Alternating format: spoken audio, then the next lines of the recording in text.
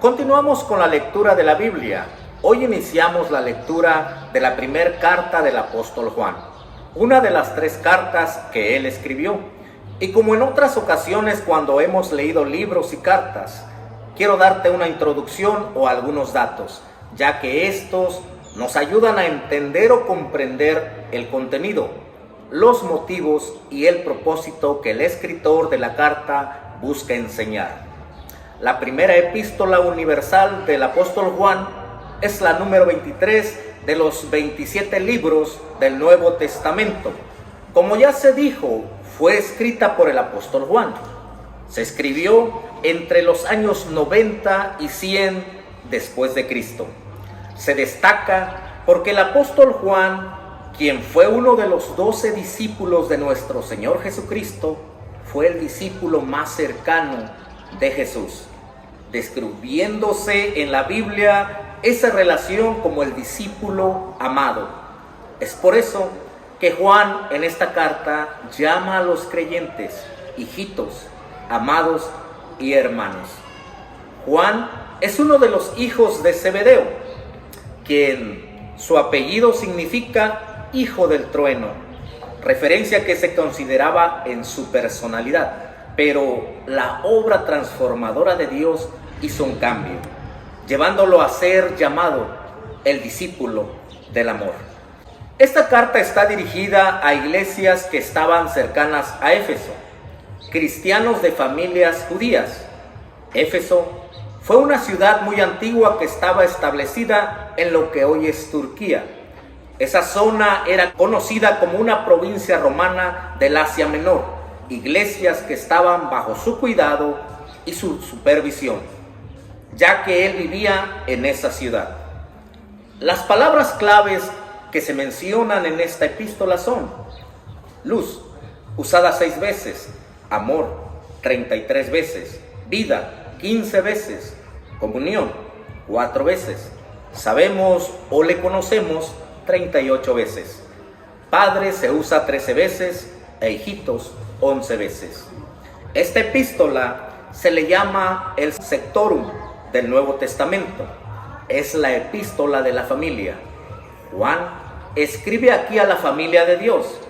Pablo escribió a la iglesia de Dios. En la familia tenemos una relación que puede ser rota, pero puede ser restaurada cuando confesamos nuestros pecados. Luego, Él es fiel y justo para perdonar nuestros pecados y limpiarnos de toda maldad. El cuerpo del creyente que forma la iglesia está en la familia de Dios. El propósito de esta carta es que fue escrita para combatir las falsas enseñanzas llamadas gnosticismo. Los gnósticos enseñaban que Jesús era espíritu y que nunca tuvo un cuerpo. Aceptaban su deidad, mas negaban su humanidad.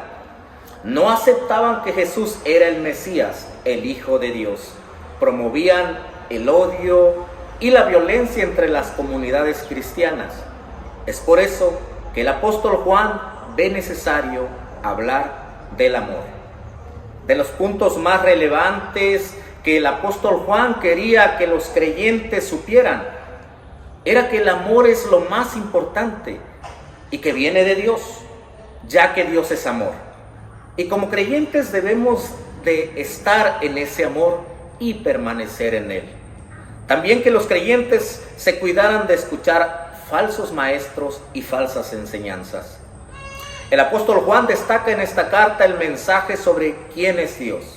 Y nos dice que Dios es luz, Dios es amor, Dios es vida. Al introducir la carta, el apóstol Juan inicia dejando en claro el origen y la posición de Jesús. En esta carta, en el capítulo 1, del versículo 1 al 5, nos dice: lo que era desde el principio, lo que hemos oído, lo que hemos visto con nuestros ojos, lo que hemos contemplado y palparon nuestras manos, tocante al verbo de vida, porque la vida fue manifestada y la hemos visto y testificamos. Y os anunciamos la vida eterna, la cual estaba en el Padre y se nos manifestó. Lo que hemos visto y oído, eso os anunciamos, para que también vosotros tengáis comunión con nosotros. Y nuestra comunión verdaderamente es con el Padre y con su Hijo Jesucristo. Estas cosas os escribimos para que vuestro gozo sea cumplido. Cuando Juan dice desde el principio, no se refiere al principio que señala en su Evangelio, en su capítulo 1, o al principio de la creación que se habla en Génesis, sino al principio de la vida de Cristo, desde su nacimiento y al final de su vida terrenal en la cruz. Juan afirma la realidad de la personalidad completa de Jesús cuando dice: lo que hemos oído, los apóstoles oyeron su voz. Lo que hemos visto, los apóstoles le vieron. Lo que hemos mirado o contemplado, su poder.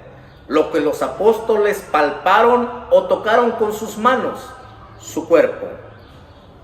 Cuando Jesús, después de la crucifixión, aparece a sus discípulos en Lucas, dice: mirad mis manos y mis pies, que yo mismo soy, palpad y ved, porque un espíritu no tiene carne ni huesos, como veis que yo tengo. Y diciendo esto, le mostró las manos y los pies. Juan se recostó sobre el pecho de Jesús en el aposento alto. Él oyó el latido de su corazón. Dios es luz. La palabra luz, como es usada en Juan, habla del carácter moral. Significa la santidad de Dios, que examina y que penetra las tinieblas del pecado y la maldad. La luz de vida. Habla de la gloria, el resplandor, la belleza, la pureza y la santidad de Dios. Las tinieblas son el lado opuesto a la luz. Es el pecado y la maldad. Pero cualquier creyente que vive en la luz de Dios y en la luz de la palabra de Dios, descubre su pecado, pero sabe que la sangre de Cristo puede limpiarlo de todo pecado para la salvación. Si confesamos nuestros pecados y nos apartamos de Él, ya que si decimos que no hemos pecado, le hacemos mentiroso a Dios, ya que Él dice que todos pecamos. El que dice que está en la luz y aborrece a su hermano, está todavía en tinieblas. El que ama a su hermano permanece en la luz y en él no hay tropiezo. Debemos reflejar la luz. Dios es amor. La muestra de la evidencia del amor de Dios a nosotros es que somos llamados hijos de Dios. Y como hijos de Dios también debemos dar evidencia de que su amor está en nosotros. El amar a nuestros hermanos, ya que en esto hemos conocido el amor, en que Él puso su vida por nosotros. También nosotros debemos poner nuestra vida por los hermanos. Juan pide que no amemos de palabra ni de lengua, sino de hecho y en verdad. Y como ejemplo dice que el que tiene bienes y ve a su hermano en necesidad y cierra contra él su corazón, el amor de Dios no mora en él. El amor fraternal tiene que ser sincero y sin fingimiento. El evidente amor de Dios se muestra para con nosotros en que Dios envió a su Hijo unigénito al mundo para que vivamos con Él. En esto consiste el amor, no en que nosotros hayamos amado a Dios, sino que Él nos amó a nosotros y envió a su Hijo en propiciación por nuestros pecados.